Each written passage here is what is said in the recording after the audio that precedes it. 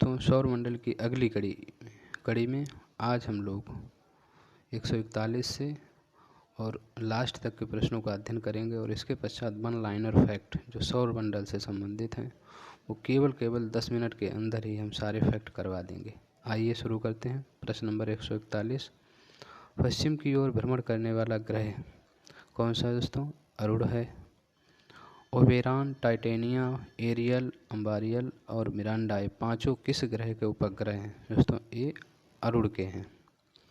अपनी दूरी पर सूर्य की ओर अधिक झुकाव के कारण निम्नलिखित में से कौन सा ग्रह लेटा हुआ ग्रह के नाम से जाना जाता है? दोस्तों ये अरुण है।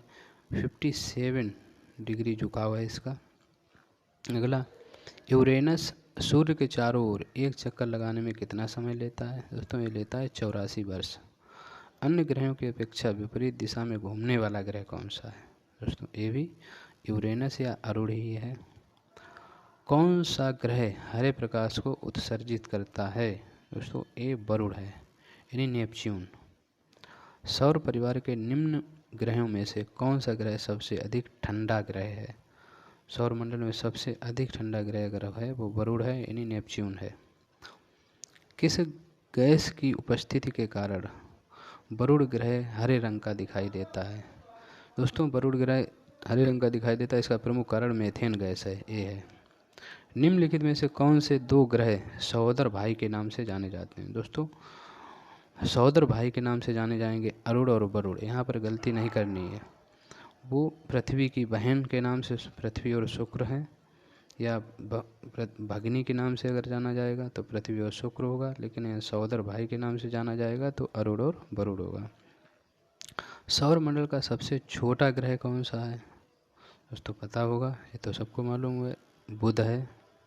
अगला प्रश्न नंबर 151, निम्नलिखित में से कौन सा ग्रह सूर्य और पृथ्वी दोनों में से सर्वाधिक दूरी पर स्थित है? कौन सा ग्रह सर्वाधिक दूरी पर होगा? तो ये होगा नेपच्यून। वर्ष दीर्घतम होता है, यानी सबसे बड़ा वर्ष किसका होगा? तो इसका होगा नेपच्यून, यानी वरुण जो है सबसे अधिक दूरी पर है, इसलिए सबसे बड़ा वर्ष नेपच्यून का होगा। सौरमंडल का बाह्यतम ग्रह कौन सा है? सौरमंडल का बाह्य ग्रह, सौरमंडल का बाह्यतम ग्रह कौन सा है? 153 का कौन सा होगा? सी, यानी नेपच्यून, यानी सबसे बाह्य ग्रह है, सबसे अंतिम ग्रह है दोस्तों। यम अथवा कुबेर की खोज सन 1930 में निम्नलिखित में से किस खगोल शास्त्री द्वारा की गई थी? दोस्तों 154 का ए होगा, क्लाइड टॉम्बैग। निम्नलिखित में से किस आकाशीय पिंड को परिक्रमण और परिभ्रमण दोनों गति में बराबर समय लगता है? ये दोनों परिभ्रमण और परिक्रमण दोनों गतियां जो हैं समान हैं, तो किसकी हैं? ये चंद्रमा की हैं, जो पृथ्वी का उपग्रह है। कौन सा खगोलीय पिंड रात की रानी कहलाता है? दोस्तों रात की रानी खगोलीय पिंड सबको पता होगा, रात में चंद्रमा दिखाई देता है, तो ये होगा। पृथ्वी से दिखने वाली चंद्रमा की सतह उसकी कुल सतह का कितना प्रतिशत है? देख सकते हैं 59, यानी 59 चंद्रमा की सतह, जो 59% से अधिक हम उसकी चंद्रमा की सतह को नहीं देख सकते। क्लेवियस निम्नलिखित में से क्या है?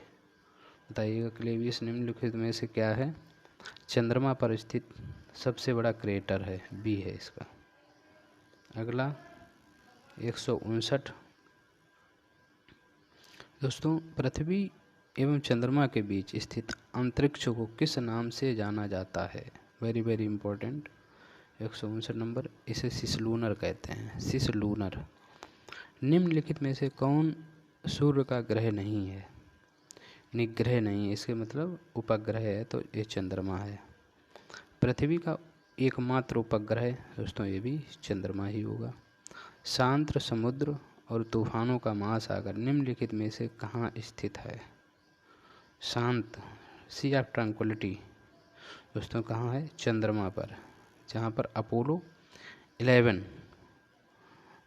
के द्वारा नील आर्मस्ट्रांग ने वहाँ पर सी ऑफ ट्रैंक्विलिटी पर सर्वप्रथम अपना कदम रखे थे। उसे हम शांत समुद्र या तूफानों का महासागर के नाम से भी जानते हैं। सी ऑफ ट्रैंक्विलिटी कहाँ है दोस्तों? ये बताया गया है, चंद्रमा पर है।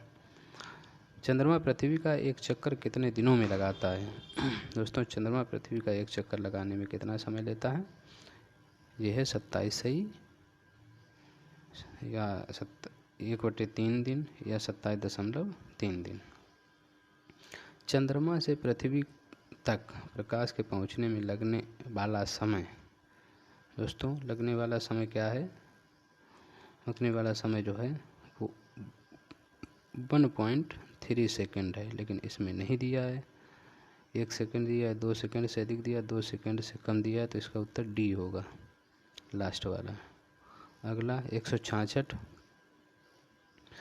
चंद्रमा से पृथ्वी डी होगा, समय 1.3 सेकेंड लगता है। निम्नलिखित में से किस आकाशीय पिंड को पृथ्वी पुत्र कहा जाता है? यानी पृथ्वी का पुत्र, तो वो होगा चंद्रमा को। सी ऑफ ट्रैंक्विलिटी कहाँ स्थित है? ये भी चंद्रमा पर है दोस्तों। आकाश का सबसे चमकदार तारा कौन सा है? वेरी वेरी इंपॉर्टेंट है। सबसे चमकदार तारा जो है वो कौन सा है? सिरियस है, डी। हैली धूमकेतु का आवर्तकाल होता है, वेरी वेरी इंपॉर्टेंट, ये भी 169 का, बी है 76 वर्ष। सूर्य को छोड़कर पृथ्वी के सर्वाधिक निकट स्थित तारे के प्रकाश को पृथ्वी तक पहुंचने में कितना समय लगता है? दोस्तों बहुत इंपॉर्टेंट है ये भी, इसका उत्तर होगा 4.5 वर्ष, ये है। अगला, मंगल एवं बृहस्पति ग्रहों के मध्य सूर्य की परिक्रमा करने वाले खगोलीय पिंड को कहते हैं? मंगल और बृहस्पति को, ये कई बार पूछा गया है, इन्हें क्या कहते हैं? क्षुद्र ग्रह या छोटे ग्रह। मंगल और बृहस्पति के बीच में ही स्थित हैं ये। क्षुद्र ग्रह जिन ग्रहों के बीच में पाए जाते हैं, देखिए पुनः रिपीट हुआ ये प्रश्न, क्षुद्र ग्रह किन दो ग्रहों के बीच में पाए जाते हैं? तो ये मंगल और बृहस्पति के बीच में। सर्वप्रथम खोजा गया क्षुद्र ग्रह, ये भी इम्पोर्टेंट है, सबसे पहले छोटा जो खोजा गया था छोटा ग्रह वो कौन सा है? क्षुद्र ग्रह तो वो होगा सिरस, ए। धूमकेतु की पुच्छ सूर्य से परे दिष्ट होती है, क्योंकि 174 का, इसका उत्तर होगा सूर्य द्वारा उत्सर्जित विकिरण धूमकेतु पर भज दबाव डालता है, जिससे उसकी पुच्छ सूर्य से दूर दृष्टिगोचर होती है। उत्तर सी है इसका। क्षुद्र ग्रहों के विषय में निम्नलिखित कथनों पर विचार कीजिए। दोस्तों इसका उत्तर कौन सा होगा? देखिए, क्षुद्र ग्रह सूर्य की परिक्रमा करने वाले विभिन्न आकारों के चट्टानी मलबे हैं। अगला, अधिकांश क्षुद्र ग्रह छोटे किंतु कुछ का व्यास 1000 किलोमीटर तक बड़ा है। क्षुद्र ग्रहों की कक्षा बृहस्पति और शनि की कक्षाओं के मध्य है। तो देखिए क्षुद्र ग्रह की कक्षा कहाँ है? मंगल और बृहस्पति के बीच में, तो ये तो गलत हो गया तीसरा वाला, तो कौन सा सही है? सी, 1 और 2 सही है। अगला, सूर्य ग्रहण होता है, ये तो पता होना चाहिए, सूर्य ग्रहण कब होता है? सूर्य ग्रहण कब होता है? 176 का, चंद्रमा पृथ्वी और सूर्य के मध्य आ जाता है और सूर्य पृथ्वी तरह स्पष्ट दिखाई नहीं देता है। इसका उत्तर सी होगा, सी होगा। अगला, सूर्य ग्रहण, पूर्ण सूर्य ग्रहण के समय सूर्य का कौन सा भाग दिखाई देता है? इसका उत्तर होगा क्रीट या कोरोना भी इंग्लिश में बोलते हैं इसे। अगला, सूर्य ग्रहण निम्नलिखित में से किस तिथि में पड़ता है? ये तो पता होना चाहिए, सूर्य ग्रहण किस तिथि में पड़ता है? जब पृथ्वी और सूर्य के बीच में चंद्रमा आ जाता है, तो इसका मतलब ए होगा। अगला, 178, सूर्य ग्रहण निम्नलिखित में से किस स्थिति में पड़ता है? दोस्तों बताइए। 178, जब पृथ्वी और सूर्य के बीच में चंद्रमा आ जाता है, ये हो गया ए। सूर्य ग्रहण की स्थिति पाई जाती है जब पृथ्वी चंद्रमा और सूर्य के बीच आ जाती है, ये तो नहीं होगा। जब चंद्रमा सूर्य पृथ्वी के बीच आ जाता है, ये होगा। जब अमावस्या का दिन होता है, ये भी होगा। जब पूर्णिमा का दिन होता है, ये नहीं होगा। यानी 2 और 3 सही है, तो इसका उत्तर सी होगा।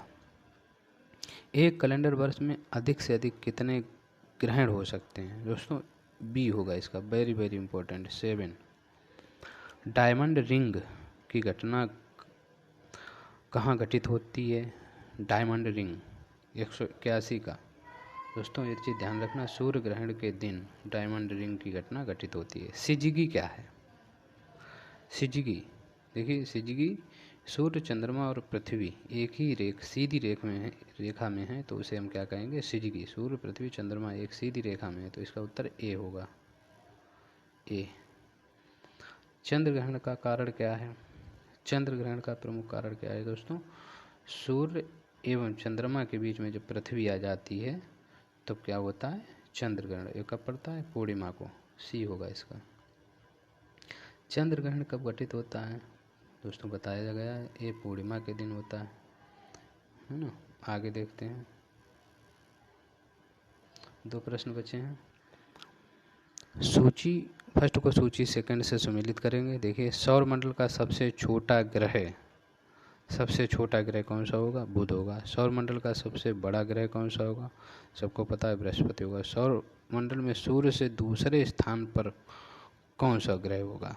दूसरे स्थान पर ग्रह कौन सा होगा? और सूर्य से सबसे दूर ग्रह कौन सा होगा? तो जो होगा डी होगा, यानी ये चौथा हो गया। तो देखिए ये भी पहला भी मिला हुआ है, यानी सौर मंडल का सबसे छोटा ग्रह बुध होगा, ए का 1, ठीक है। दूसरा, सौरमंडल का सबसे बड़ा ग्रह कौन सा होगा? बी का 3 ये हो गया। और सौरमंडल में सूर्य से दूसरे स्थान पर कौन सा होगा? सी का 2 हो गया, ठीक है। और अंतिम नेपच्यून हो गया, तो इसका उत्तर होगा डी, लास्ट वाला। अगला, निम्नलिखित में से किसे शुक्र ग्रह कहते हैं? शुक्र ग्रह कहते हैं दोस्तों 186 का सी होगा, वीनस को। इंग्लिश में इसे कहेंगे शुक्र ग्रह, ये वीनस, सी होगा इसका। दोस्तों आज इतना ही। कल की कड़ी में हम सौर मंडल से संबंधित 1 लाइनर फैक्ट को एक ही, जो हमने 3-4 वीडियो बनाए हैं, इनको एक ही वीडियो में हम 10 मिनट में प्रोवाइड करवा देंगे। धन्यवाद।